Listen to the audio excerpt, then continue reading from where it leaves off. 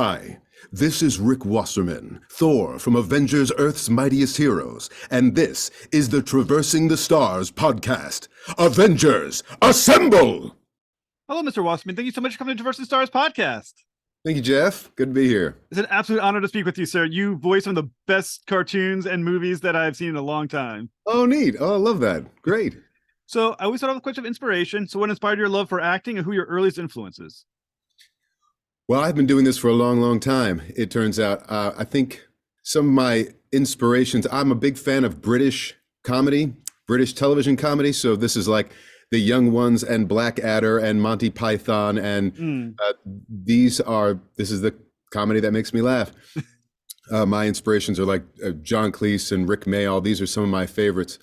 And I just started performing. My first venture into performing was magic. In fact, I am a bit of an amateur magician. Really? Which is actually the perfect thing for voiceover, because between bookings, I come out of the booth, there's not really enough time to start a watercolor or, learn to play guitar. But there is enough time to pull out a deck of cards or a coin and mess around and then go back in the booth. So, oh, that's awesome. So it's like a sleight of hand? Prestidigitation, yes, that's cool. Mostly what I'm interested in and have been for a long, long time. So I kind of kept that up. But anyway, I went on and started doing mostly stage acting, and that's what I got my degree in.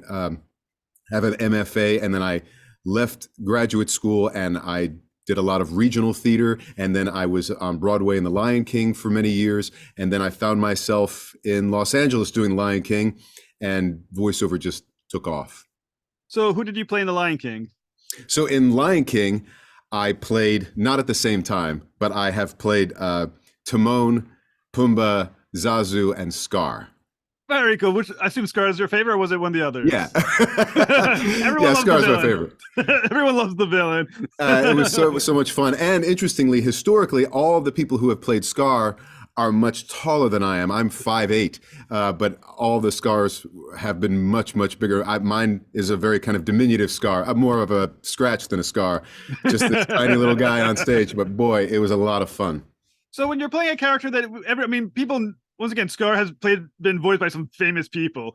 So when you're playing a character like Scar, how do you make it yours? And is it intimidating knowing that? I think it's Jeremy Irons who voiced the original. So is that intimidating? Did you think, how do you make it yours?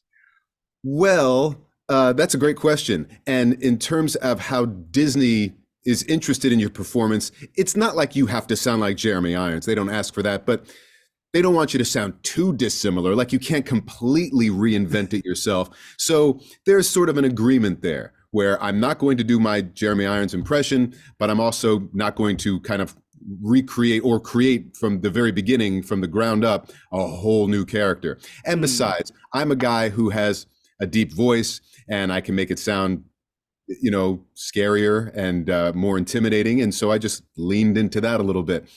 Very cool. But like any theater performance, hopefully, you embrace the storytelling of it. By the way, that's what I've done throughout my career. I imagine we'll be talking about Thor and Hulk and other characters that I played, Marvel characters. I'm not a guy who spent his life watching Thor and Hulk or reading comics. I just never have. I've been practicing magic and stuff like that. So when it came to, well, how are you going to play Hulk?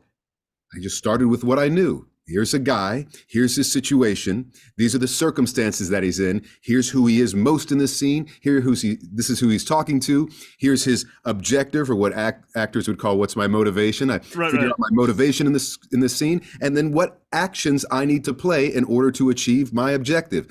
It's kind of like basic storytelling, and that's how I do it. As opposed to, should I sound more like this actor or that actor, or kind of make it kind of a general wash of an emotion, like just make it sound scary or just make it sound dramatic. Or instead of doing that, the more specific I could make it, I think always the better the performance. So when you're acting on stage, you have to do the voice, but you're now also got to project that voice in front of an entire theater. How does the projection affect the voice performance?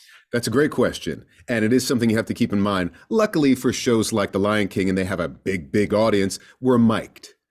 So in that way, it is a bit more like voiceover in that we're mic'd and you don't have to project. I certainly have done performances of plays Shakespeare, where you do have to project, you do have to be able to every night have your voice healthy enough to hit the back of the house and chew through your words so everybody knows what you're saying. But for voiceover, it's not like that. In fact, for the most part, the mic is right here. So you don't have to do very much. I always say, like, that mic is so sensitive, it can hear your liver squishing. Like you don't have to do so much. And the same thing with playing Scar. We're heavily mic'd. You never have to scream or anything, but I wound up doing that anyway, because the moment happens and you're on top of Pride Rock and all these hyenas are yelping and prancing around you. You wind up yelling anyway. So many listeners probably like, I wish I could just stand on a Pride Rock just one time. It is quite an ego trip, I gotta tell you. So you've done Shakespeare too. You're like one of the most fascinating people. So you've done Lincoln, you've done Shakespeare. Who have you played in Shakespeare? I think my favorite part, I have played Hamlet and I have played in my younger days, but my favorite, I think, was I played Richard III. And again, another villain, but I just had the greatest time. I think at that time I was fairly obsessed with it. It's all I kind of thought about. It's all I wanted to consider. In fact, I had a really cool thing happen. I was at the Utah Shakespeare Festival doing plays, and I knew that after that summer of plays, I might play Richard III. I was going to audition for it, but I've been preparing all summer like I was going to play the part, obsessed with it. And I found out one of the sort of senior actors at this festival had played Richard III. So I said, could I bend your ear and just ask you a few questions? So he was kind enough to do so, and we went out and had breakfast together. And I said, there's one thing I'm having a problem with. Richard III's a bad, bad guy. Kills a lot of people or has them killed. I'm not that guy. I'm not going to go out and kill people. So how do you kind of justify that in your head? How can you get on stage and say these things and mean them, but not be a psychopath? And he went, it's a good question. He said, think about, this is what he told me. He said, think about all the TV shows you watch right now and all the actors that are your age playing those parts. Are they all really good actors? And I went, not all of them. And he goes, do they all deserve those parts? I went, not all of them. He goes, how many of them got that part because daddy got them away into that part? Or they knew somebody, or they were popular and they could sing, or they were a comedian and somehow, did they deserve that part? And I went, no, not all of them. And he goes, now, wouldn't it be better for you if they were just dead? Oh, shit. I hear what you're saying. I guess. And he went, that's how you play Richard. I thought, okay, yeah, that's great. It's crazy advice, but it made me realize that in order to play a character fully and completely, you must cheerlead for them. You must fight for what they fight for. You must believe it, and you must do sometimes some mental gymnastics to make that kind of work with your own beliefs. And yeah, I've been doing that ever since. Not killing actors, but working on my craft. Or so you say. Yeah. When people start going missing in Hollywood, we know. Yeah, Rick's looking for a new role. Evidence A for. Yeah. Listen to the podcast. So when you're playing someone like Richard III, once again, you got to own the scene. You got to play it. You got to definitely sell it. At the same time, you have what, 3 hours more of performance to do. How are you pacing yourself throughout the performance so you're both selling the moment with as much as gusto as you can, but saving something for the end? That's true. You got to have something left in the tank to drive it through. I think stage actors, all actors really, but I would say my experience with stage acting, you do have to pace yourself. You do have to be rested. You have to be ready. You have to have gotten enough sleep. You have to have eaten enough, because it is like, once you're on stage, like you say, it's 3 hours of go, go, go. And by the end of the play, you're drenched in fake blood going, my horse, a kingdom for a horse. And, you must still be going and driving and telling that story and reaching the back of the audience. And you're right, it does take huge preparation. I'm always impressed, especially with some of the people in Lion King that had, the dancers and the singers in that show had a far more difficult track than I ever did. Most of my characters were essentially in half the show, Timon is in half the show. I'm not saying it's not hard, but some of those actors, as soon as that show starts, they're on stage and they're singing and they're dancing. They run off and grab a new animal and run back on stage. They must rest and eat and exercise and stretch and get physical therapy. It's a constant thing, but you do it because you love it. And yeah, there's always a passion to do it.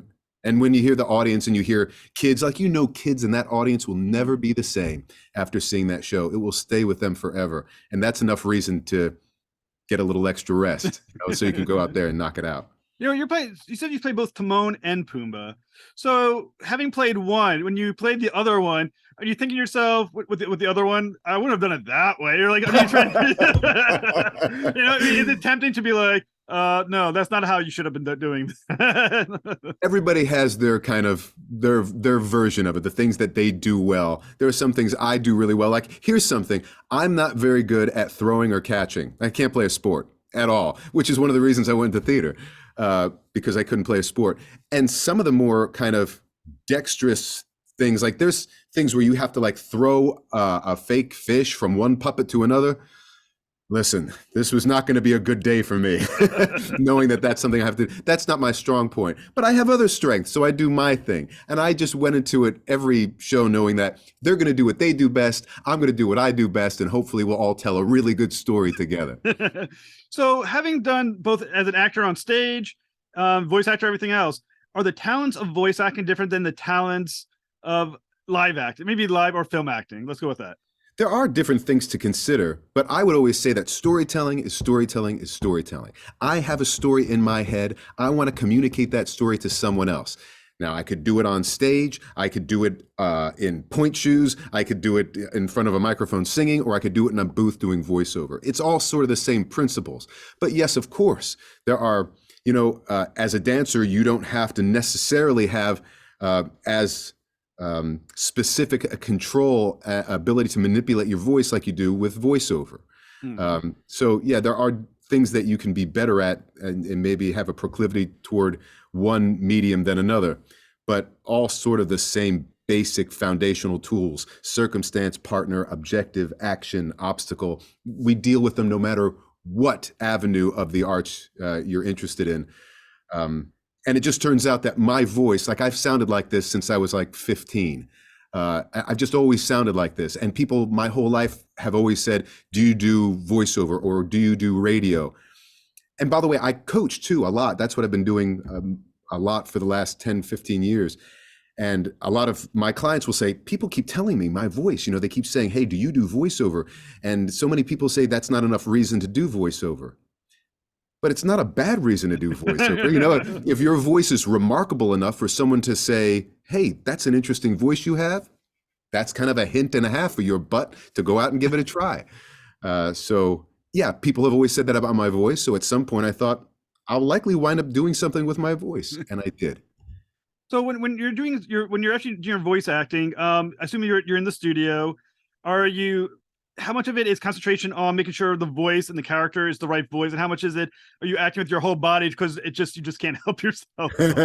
I do use my whole body. I know a lot of people have trained themselves not to, but I absolutely do. And I do because I use my body. I'm using it off camera now, but I use my body a lot just when I speak in my normal life. So if I suddenly stopped using my body, it's going to sound different. It's going to sound weird. It might sound a little contrived, or maybe like I've been, like suffocated a bit, like I've been held down a bit, because that's not how I communicate in my real life. So, yeah, did I answer your question? Yeah. Okay. I've had the fortune of interviewing a lot of actors for the last couple of years I've been doing this. And one thing I've heard a few times, and I'm kind of curious about from a point of view of a voice actor, they say when they're doing a character, they don't want to, especially when there's like an accent involved or a different kind of voice involved, make the voice become the character. You know what I'm saying? They don't want to make that the character instead of the actual performance.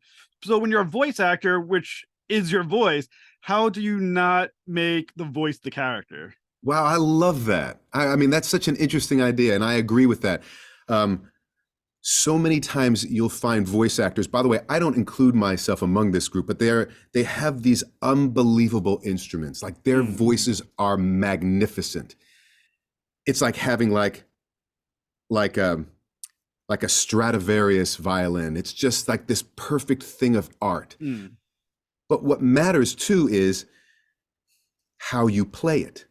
You know, anyone could grab a hold of that violin and try to make sounds on it, but fewer people can take that thing and play it, make rich music with it, showing off how brilliant that instrument is. And I think you have to be aware of both of them. It's not enough, like you say, just to make the voice, just to manufacture, just to have some vocal pyrotechnics to make it sound a certain way. You must, of course, always be telling a story, playing that instrument the whole time. Otherwise, people will say, wow, listen to that voice. It's so cool. What's he saying? They'll get how cool it is. It's like having a gorgeous car with no fuel in it. I mean, it's neat. It's undeniably incredible to look at, but so, if you're not telling a story, if you're not in action, if you're not, supporting the fact that you have this incredible tool in front of you, it doesn't really matter. So a lot of people who come to me for training, like, I don't sound like you. Will I still do well? Sure. Yeah, of course. You don't have to sound like me. You just have to be able to tell a rich, clear, specific story that sounds and feels like you. I already sound like me and feel like me. We got me. We don't have you. So let's get some of you. I was going to say that you were in one of my favorite shows growing up, but I will admit that I was 30 years old when it came out and watching the show. So I can't say I was growing up. I was already older. But you voiced Thor in Avengers, Mightiest Heroes, like I said, which came out around 2010. So I was 30, but loving every minute of it. So how did you get involved in the series? And as you said, you weren't a comic book fan growing up. Did you go back to the comic books after getting the part of Thor? Nope, I didn't at all. In fact, I really relied so much on the director, Jamie, who's such an incredible director. We had worked together on a Marvel project before that. There was a feature-length animation called Planet Hulk, about Hulk, and there are a number of actors who had played Hulk historically, but I think they were just looking for something different this go around. This was kind of Hulk out of his element. This was not Hulk relying on his muscles and his brawn. This was a Hulk who was listening to his heart and was not the strongest guy. So I booked the part. So suddenly I'm the Hulk. And then, and I worked with this director. And then Avengers came along and I auditioned for that. And then they said, we'd like to see what you sound like as Thor here. I went, okay, fine. And I auditioned for that. And then I became Thor. And for me, my Thor was always this kind of, he's seeing with sort of new eyes because this is all sort of new territory, this Earth place. And he's got such a dual perspective. And he was always just kind of a big Boy Scout to me. He's a do-gooder. He wants to do good all the time. Everything's important. Everything is serious to him. So again, I only went with the circumstances that were given to me. Like if this was just a play, like it was Hamlet, and they put Hamlet in front of me, I'm just going to go here. I'm not going to watch other performances of Hamlet necessarily. I may not even delve deep into what it is to be Danish royalty. All I need to know is what is in the story right now, what I have before me, who is my partner, who am I talking to, what do I want from them, and how am I going to get it? These basic kind of ideas of storytelling. And with just that, we got pretty far in the story. So the interesting about Thor, and it's kind of, it's weird, almost contradictory. On the one hand, he's a guy who's like a couple of thousand years old. I mean, he's an old guy, but at the same time, he's also kind of young, kind of somewhat immature on some level as well. When you're playing Thor, which side do you tend to focus on? This old alien that's been around for a while, or this guy who's kind of like this immature kind of young guy trying to find himself? Yeah, the latter, I think definitely for me is far more interesting, because time is relative, and I think he thinks of himself as, he's learning and exploring, and everything in front of him is the most important thing. And you know, like his relationship with Jane. He's never had anything like this before, and anyone like her, and just so curious about her. And we were lucky that we got to explore some of that on the show too, which was, you know, wonderful. Yeah, that was a joy. Well, one of the great things too about Thor is that he speaks in a very elevated parlance. I mean, it's not Shakespearean, but it's definitely written to be not quite modern English. That's right. Yeah, go ahead. Yeah, no, we talked about that too. That that he didn't necessarily have to sound British, but he needed to be British, right? That's sort of where we came from. But you know, he's royalty, and he's kind of a god, and you know, so you would imagine he might sound a little different than your typical mortal. So just had to make that distinction, but not lean on it too much. He is not about his dialect. He is, you know, it's just another element of his. Also, it's a really interesting cast. There were only a couple people in that cast that looked like their character. Most of us didn't. I did not look anything like Thor, but it's important to me to physically feel that way. So when recording, I tried to make myself big. You know, I just try to feel bigger and feel stronger and move more dynamically. That works for me. You know, you should have seen me when I was playing Hulk. You know, but yeah, that was a lot of fun just to look around the room. That was the great thing, by the way, about that show, is that unlike with Planet Hulk, and for a really good reason, I recorded that by myself. You know, and he was supposed to be very isolated in this story. So me behind, you know, in this small studio, a darkened studio with like a very dim light, doing all these kind of very soulful and thoughtful and internal, introspective lines really worked. But for the Avengers, all of the Avengers were always there, always in the room. They didn't have to take my voice like in Hulk and splice it with other people who were never in the room. When Hulk had a beef with Thor, or when any of the characters had to communicate with each other, we could really stand up, and across the room I'd see Fred Tatasciore as Hulk, and we could have it out. We could talk or fight, and that's great. You can't pretend that real interaction. So that was it felt like theater, right? Something I was familiar with. There's another actor standing across from you, and you get to really work with each other. And there's such a good group of actors. I learned so much. I'm a promo guy. I mean, it's not what I looked for. It's not what I started out. I didn't think I'm going to do promos, but that's what I wound up doing the most of. And I always thought, gee, I got a deep voice. And geez, I've been in Lion King. You would think that maybe someone would want me to do animation or video games at some point. And at some point they did. But I didn't come up that way. I wasn't starting doing animation and video games, and I didn't do any of that stuff. So suddenly I was Hulk, and you know, it was all very new. And then Thor, oh my gosh, I've heard of Thor. Yeah. So I learned a lot during that show.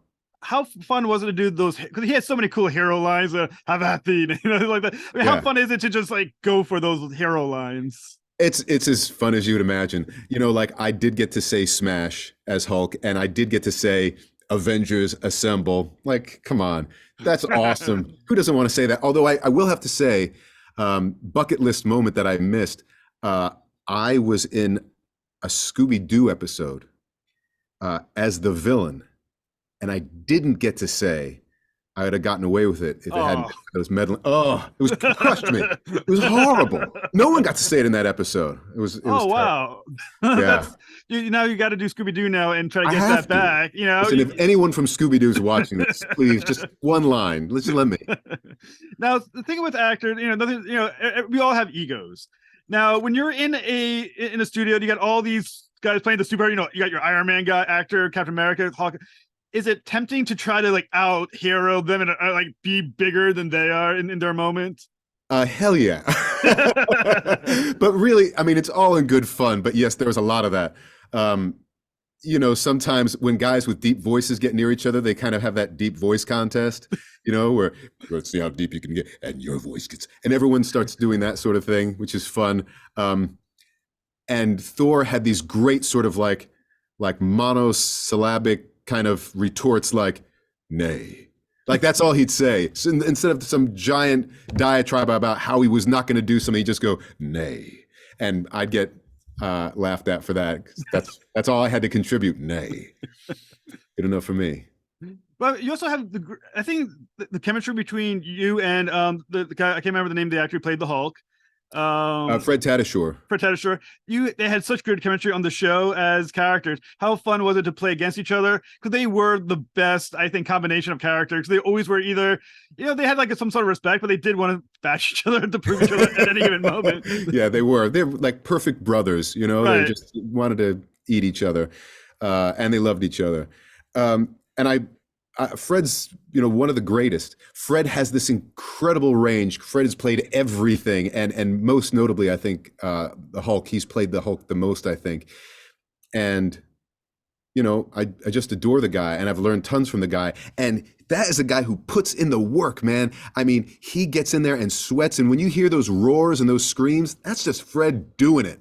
Just unleashes. He's just got this incredible instrument. He's also unbelievably funny and the kindest guy. I mean, by the way, it sounds like I say this about everyone. I don't. Fred is he's really that guy. So it's a real joy to be able to work with him like that. And then, later on, I actually had the opportunity to be in other projects with him, but I got to direct him once. In fact, when I directed some video game work, and he was the first actor I got to direct in my the segment of my career when I directed. He's the guy I got first, and boy, was I grateful for that. I was like, listen, you're the first guy I'm ever gonna. He's like, I got you. I'll be agreeable. Awesome. I'll do whatever you ask. And he was lovely. That is so cool. I mean, like I said, it just seems like such a great show. And one great thing I think about the Thor is that there's some definite question on his motivations. Now, there's a question of why he was staying on Earth. Was he staying on Earth because he truly believed in the goodness of humanity and that this was where he was needed? Or was he just trying to get away from his dad, who was kind of an ass? Can he do both? I mean, yeah, it is probably all of that. And all that matters too. That's the thing about the Marvel universe. I'm sure it's this way with DC too, but boy, like that audience knows that story. They know all the stories and every iteration of them. When we did the premiere of Planet Hulk, afterward there was a Q&A, and the Q&A was me and I think the writer and the director and the head of Marvel. And the audience at this premiere in Hollywood was made up of people not who bought tickets, but who won tickets at conventions and having written essays. People were, with big green fists on, and right, they knew their stuff. I don't know my stuff. I mean, I only knew for that project. Right. And the questions they were asking. But is there a red Hulk? I didn't know. I thought there's a red one. Like, I didn't know any of this stuff. And I remember afterwards the president of the company telling me, like, you'll never meet a fan base like this. They know everything. They understand every permutation, every reason why they might do something. Everyone's got a theory. That's wild to be a part of something like that, especially not having tasted much of that my whole life. It's sort of it's like going over to like a friend's house for dinner. Like, how do you guys do this? I don't know how. Do you say grace? Is it all right? Do I take my shoes off? You learn very quickly how that universe works. Yeah. That's absolutely awesome. So when you're playing the character, what considerations about that motivations are you looking at from his perspective, especially in a series like Avengers, where you don't always have as much backstory of that moment as you would on a show like, let's say, playing King Richard, where you have, pages of thinking to do. Yeah. Obviously we would be briefed on sort of the basic background. And then of course the rest of it was up to us to kind of research and find out whatever you want.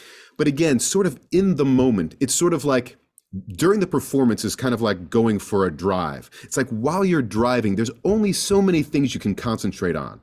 Like all of Thor's history is not going to come up in this moment while he and Hulk are arguing about who made a mess in the kitchen of the Avengers mansion, right? Like, that's not going to show up right now. We can only really deal with just those things that happen in this scene. And luckily, the director would make those items very clear for us. Like, here's the circumstance. It's almost like if you could imagine like an improv class. Like, okay, here's the situation. You're in the kitchen. This is who you're talking to. Here's what you want from him. And here's how you're going to go get it. Go for it. You know, so, and luckily with this, you didn't have to make up the lines either. They were just given to you. Mm. So, yeah, with a little bit of creativity and some foreknowledge, you could make the scene very specific. Now, one of the guest actors was who played Oda was Clancy Brown. Now, do you get to act with him, and what was he like to perform with? You know, he's a pro.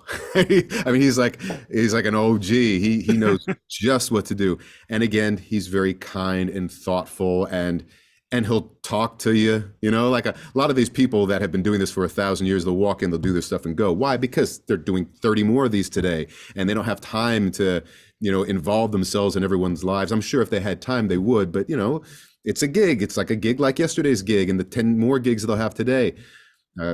Clancy made you feel special. And it was great kind of, you know, being in this room with him and squaring off. That is, we're face to face with each other, kind of having this moment like, Dad. And, you know, it's remarkable. And I'm a fan. I've never said that to him, but, you know, I'm a fan. I'm a fan of him as an actor. He's a fine actor, and he's been around for a long time, and always turning in these rich performances. In fact, to be honest, I was never even, in my experience of him, when I thought of him, I wasn't ever thinking about his voice. I was just thinking about his dynamics as a great actor. I'm like, oh yeah, I guess he does have a really great voice, and he has a really great voice. Yeah, there are a number of those guest stars like that, which was, you know, game changers. Just to be in the same room with them, it's like, wow, that's how you do it, just like that. How about that? The whole room kind of this warm wave kind of washes over you, like, wow, listen to that. Isn't that great? So cool. I mean, the great thing about Avengers: Earth's Mightiest Heroes, it really was a great series. I mean, it's been off the air about 10 years, a little over 10 years now. Oof, and yeah. and it's still so well remembered. People still they love the song, the intro song on the show. People love the characters, and it does hold up. I mean, especially within the larger Marvel Cinematic Universe, that cartoon holds up every bit, if not better, I think, than a lot of those movies have held up. Oh, that's So, great. did you know it was something special when you were doing it, and why do you think it has held up so well? I think there are a lot of good minds going into this. The guy who wrote it, and the team that wrote it, and the director, and of course the actors involved. A lot of these people were at the kind of top of their game and very passionate about it. And they were also, I think, creating the work that they would have liked to see when they were younger. Like they wish, like that's the series I wish I had seen. They made the series that they were looking forward to, or that they had wished they'd seen. And then, you know, the rest of it is just alchemy. You know, it's just somehow some magic combination of things put together. It just worked out. It's just sort of magic. So fun to watch some of those actors work too. So good. Like I remember like watching Brian Bloom, who is our Captain America. He's one of those guys that looks like he could be Captain America. You know, he looks like, yeah, that guy could be Captain America. Just so cool and just so easy, just did it, you know? There were a lot of people like that just, as soon as they stepped up to the microphone, they could just knock it out of the park. And interestingly, some of those people, when they were sitting down, not performing, they were reading comics. You know, like this was their life. This is what they do. I was sitting and I was reading books about becoming a dad. That's what I was focused on at that moment. We were having a kid. That's all I was thinking about. In fact, there's a great picture of that somewhere. I have somewhere of like a big line of actors, and everyone's got a comic or a script in their hand or something like that. And I've got a big book about like how to change diapers and stuff like that. Like I said, and the guests were great. I mean, Jeffrey Combs played the leader, was fantastic, and I'm a Star Trek nerd, so having Jeffrey Combs is once again one of the great classic actors. Yeah. Yeah, he's great. They're all great. I mean, there's some amazing people in that thing, like Wally Wingert, you know, was in it, and Wally's just a character. Wally with like long hair. Now I have long hair, but I didn't at the time. He had this long hair and blue suede boots, and it's just such a cool guy. All these characters. In fact, James Mathis, who was our Black Panther, a super great guy. I had, like a lot of voiceover people, if you're lucky enough to do well, you're standing inside a booth all the time, and that may not always be good for your health. Just standing still all day. You have to get some exercise. So at some point I thought, I'll start running. So I started running. I'm not very athletic, so running is as much as I could do. And then one time we were talking and I said, hey, you run? And he goes, yeah. I said, you want to run together? We should run together. He goes, yeah. So here, Thor and Black Panther running in my neighborhood, we're running. And I just remember, and he was great. I was running. I'm feeling like good. Like me and two dudes, we're running, getting exercise on. And we were crossing a street and the light was changing. I thought, we're going to have to pick it up. And he took off, like he engaged another gear and just like full Wakanda shot across the street. And I went, wow. Like some of these people really are their characters. Well, like I said, it was a great pleasure watching that show. And by the way, also on Sinestro as well, and Beware My Power, by the way. So you do some great villains as well, which was absolutely awesome. So what is next for you? What is next? Well, I spend, like I said, most of my time. I have been working on several video games recently. That's been a lot of fun. I was at Warner Brothers a couple times in the past month, and so that's been really good. I mostly, like I say, do promos. So like I'm the voice of Impact Wrestling. I was the voice of AMC Network for 15 years. So I was the guy saying like tonight on The Walking Dead, like over and over and over and over, which is the fun thing, I think, for me. Doing promos is great. I love it. But of course, when you do animation or video game, it's a whole new story and you only say your line once. With promos, you just say it again and again and again. Breaking Bad, Mad Men, just over and over and over and over. But this, the variety and fun that you can have with different projects is terrific. Well, like I said, whenever you're ready to talk about something next, come back on the show. You are absolutely awesome. Thanks. I appreciate it, Jeff. Thanks.